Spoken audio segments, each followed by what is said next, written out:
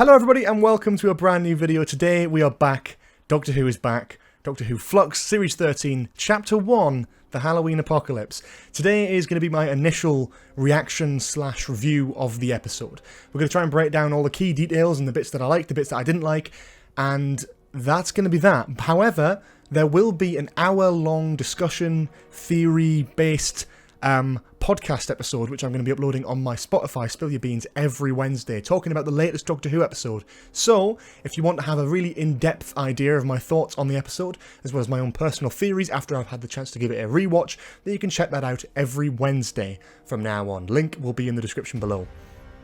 Anyway, initial thoughts, let's talk about Chapter 1, The Halloween Apocalypse. So generally the story, right, I really liked the story.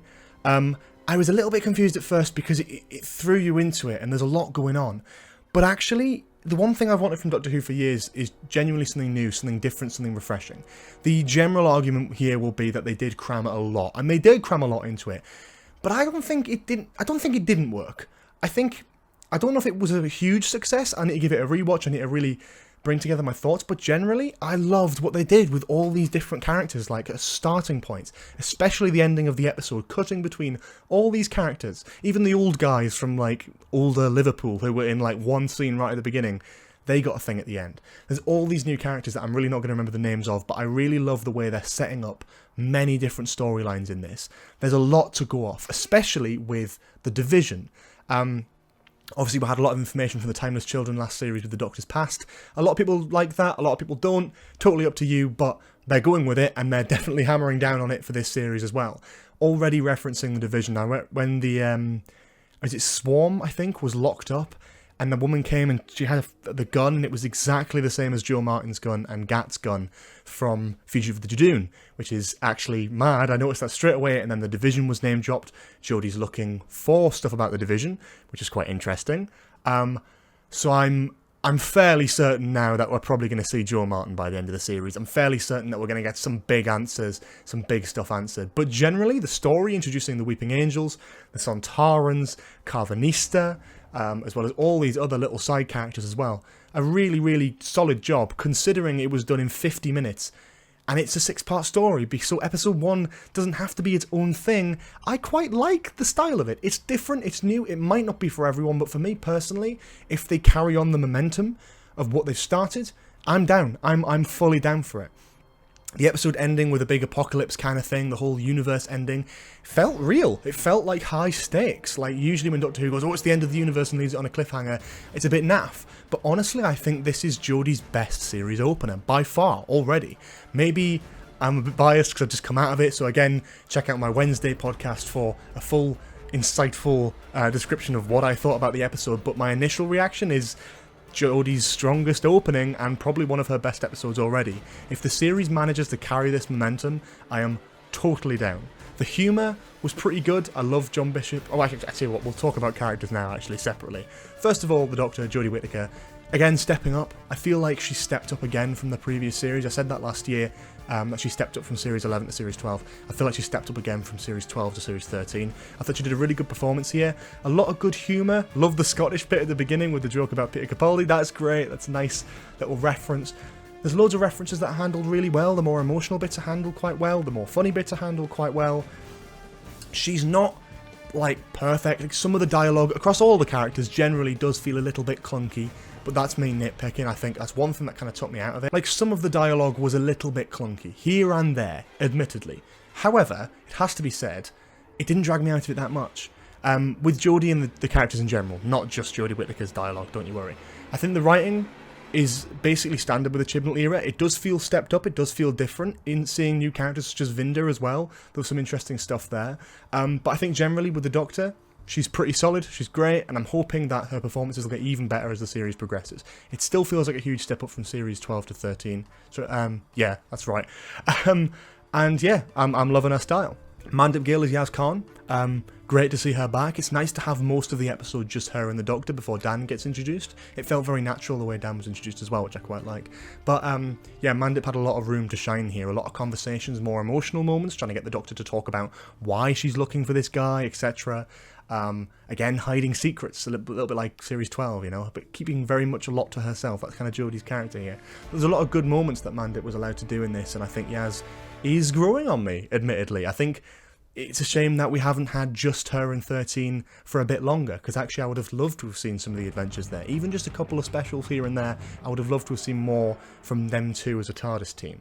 Alas, we're probably not going to see that, so I can't really say much. But she did a great job in this episode, really liked her, looking forward to seeing more from her throughout the series. Dan Lewis, played by John Bishop, I think did a great job, to be honest. I think he, a starting point, again, a few of the lines are a bit clunky, and it depends, like either Chibnall's style of writing works for an actor or it doesn't, and it kind of does for John Bishop, but I can see where it's getting around certain elements. I quite like it. I quite like him as a character. He's an interesting concept. I have to admit, I did laugh out loud when he started, like, touching the Carvanista's face. That was quite funny. It was just quite funny. I liked it. Yeah, no, it was good stuff. I think the humour's there, and I'm interested to see where that'll go. I'm hoping they do something big with this character, make him a little bit important or something, just because I feel like, especially introducing a character in the last 9 episodes of Jodie's era, I worry about the amount of development that he's going to get, especially alongside Mandip Gill, who was also in like a bit of need for some more development, especially with the mental health stuff from last year, etc. But that's interesting. I liked his performance in this. I like what they did with him. I'm interested to see where it goes. That's my thing with this episode. Because it's such a new format, because it's part 1 of 6, you can't really judge it. It's not like a 2-parter where there's a whole story and another whole story, like Spyfall Part 1 and Part 2, or essentially the Cybermen and the Timeless Children. 2 very different stories that are joined together thematically. This is very much Part 1. It's a little bit like watching Dune, in a weird way, but in a way, I don't know, it's an interesting comparison, because I think it leads off so well, but I felt like it left on a proper cliffhanger. When the credits rolled, I was like, I'm in disbelief. Most of the episode I was actually reacting. I was on the edge of my seat for a little bit, especially when the Weeping Angel stuff came up. We'll talk about that now, actually. That Weeping Angel scene was brilliant. I can't wait to see more of them in this era. That was really exciting. Yeah, solid stuff from the Weeping Angels there. The main villain, of course, Carvanista, or villain. I like the fact that he was actually a helping hand. The idea of a man's best friend being a dog. It's quite tongue-in-cheek, but it worked for me. I quite liked it, and I thought the character was really good. Reminded me a little bit of Peter Kay's Absorbaloff with the accent, but that was good. I just liked that generally. It was a nice touch. Trying to think what else to say about that, really. The Sontarans were in this. They were pretty cool. That was my first sort of reaction, I guess all of our first reactions, seeing their voice, and also seeing Dan Starkey back, I believe, at least, as part of the hologram projection of a Sontaran. Really great to see them back, and I have to say, I think this is my favourite Sontaran design yet. It's the voices and the performances are very much in keeping with Classic Who. The physicalities are very much like Classic Who, but it feels like Classic Who on a bigger budget, which is what I really like about this, whereas the other Sontarans, the ones in the blue suits and the kind of big potato faces, I don't think they looked as menacing. They looked a bit goofy, as, you know, we saw with Strax. It got turned into a bit of a joke. I quite like the design of this, and I think they look pretty good. You can totally disagree, it's up to you. But I really like the design. I love the voices. I think I'm so excited for next week and what they're going to do with the Sontarans. Yeah, it's going to be good stuff. I'm very interested. But we'll see. Interesting stuff. Generally, though, the episode was pretty good. The music was really good in some parts, a bit quiet in others. I would like to have had some more iconic themes in there. But that ending, when the universe is ending and the TARDIS is going mad, I really liked what Sega Nakanola did with the score there. Talking of that, actually, the TARDIS going mad and going all over the place, and the doors appearing. That's brilliant. That's some fantastic production design there to really just spice things up. The TARDIS with loads of different lighting patterns, loads of different, like, interior things. You can tell that because of COVID they weren't able to go abroad this year, and you can tell with the limited amount of episodes that actually they're spending their budget quite well. I feel like the TARDIS design stuff, that was great. The way they kind of incorporate all the different doors and stuff. Weird, but it worked really well for me, and I have to say, you know, I quite enjoyed it, you know, in a weird way. The inclusion of the hammer, to have that back, was quite fun, obviously from David Tennant's era. I'm trying to think what else to say about the episode. As I say, these things will be just sort of initial ranting reactions, which with absolutely no script whatsoever. So this is my sort of initial review, and then you'll get a full in-depth hour-long thing on Wednesday. So what I will say for that is, if you are interested in joining in part of that, please do leave your theories and questions that you have about the episode below, and your thoughts, some hot takes maybe. Put them in the comments below. I'd love to have a read of them, and I will read some of them out on the podcast on Wednesdays. It'll just be me, having rewatched the episode, talking a bit more in depth and sort of spilling my own theories, because there's so much there about the Division and the Doctor's own history there. There's some interesting references. There's so many new characters as well showing up. You obviously have Swarm, and then you have the Flux as well, the actual separate thing. Is that something to do with Swarm, or is that something else? It's not really too clear. We assume it is because they're doing the same sort of thing by like disintegrating people, but it's not made 100% clear that that's the same thing. It is also made clear, it's only made clear that Swarm is some sort of ancient enemy of the Doctor, which is quite interesting. I wonder how they're going to incorporate that. But already I get more of a villainous vibe off this guy than I ever did with someone like Tim Shaw, for example, who was pretty cool for a bit and then just got really boring and dull quite quickly. But yeah, I think that's really all I want to say about this. A really, really solid opener to the series. I'm really excited about where it's going to go next, what else it's going to be able to do. I think Chris Chibnall did an actually pretty good job with this. It has its flaws. Some of the dialogue's clunky, and they are cramming a lot into 50 minutes. But I've seen it done worse.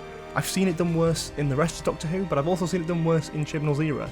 It really has my hopes up for Jodie going out on a high for Doctor Who, and I'm quite excited about that. Weird history shit, big, bombastic, out there stuff is my kind of cup of tea. I don't really like filler episodes like Orphan 55 and all that sort of thing, and Praxeus, so to see this be all important, all one big arc, all setting up loads of different things with loads of different characters, if done well, if executed well by episode 6, and we'll see by episode 6, then I am totally here for it. This could be one of my new favourite series. But we'll have to wait and see until next week. And yes, we will be back next Sunday with my review, my initial reaction review of War of the Sontarans.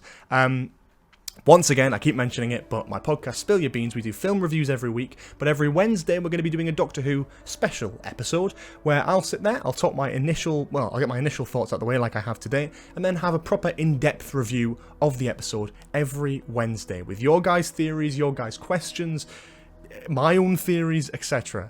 It's going to be quite exciting, so please do tune into that. Link in the description to the Spotify. It's on Spotify, Apple Podcasts, everywhere. You can go and check it out there. And yeah, thank you all so much for watching this. I hope this made some sort of sense. I can't really tell because I'm just kind of rambling. But yes, thank you all so much for watching. Have a lovely day. Please like, comment, subscribe, etc. Follow my Twitter, Instagram, podcast, all that sort of stuff in the description below. And yeah, leave your thoughts below. Can't wait to read them. See you all later. Bye-bye.